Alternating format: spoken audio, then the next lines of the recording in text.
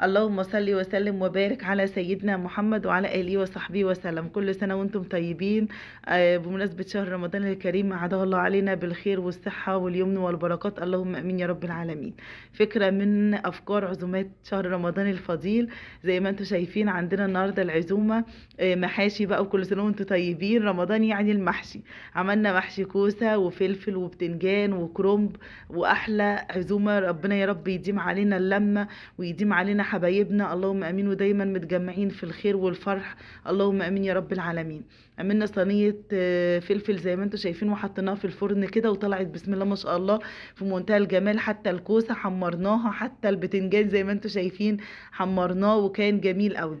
عملنا جنب المحشي الجميل ده ايه؟ صينيه فراخ زي ما انتم شايفين كده بالبصل، من غير اي حاجه. هم حبه بصل خرطناهم، حطينا عليهم شويه ملح وفلفل اسمر وفص ثوم، شوية زيت كده فوق الوش، وطلعت صينية فراخ في بسم الله ما شاء الله في منتهى الجمال زي ما انتم شايفين كده. والله بصوا الصينية بتتكلم عن نفسها، جربوها وان شاء الله بإذن الله تعجبكم. هتشرفك ان شاء الله باذن الله قدام ضيوفك كده. ربنا يا رب دايما يجعلنا متجمعين يا رب وفرحانين ومبسوطين، ودايما يا رب كده على سفرة واحدة، ويا رب كده يجعلنا دايما مع بعض وما يفرقناش ابدا. عملنا شوية فراخ طبعا محمرة كده عشان ناخد الشوربة بقى نستغلها أسوأ استغلال، ونعمل شوية حاجات حلوة عليها زي ما احنا عاملين كده. عملت الحلة اللي قدامكم بقى دي فيها قلقاس. عملنا شوية قلقاس كده اخضر كده جميل زي ما انتم شايفين بالكزبرة الخضراء في منتهى الجمال. القلقاس دلوقتي جميل يا بنات، اللي ملحقش يفرز شوية قلقاس حلوين في الشتاء، بيبقى القلقاس جميل قوي. وعملنا ايه تاني؟ عملنا طبعا اكيد حلة رز طبعا حلوة، وعملنا شوية بسلة زي ما انتم شايفين بالجزر والبطاطس، طلعت جميلة قوي. وطبعا البسلة دلوقتي برضو حلوة في السوق، وب20 جنيه وب25 مليانة وحلوة.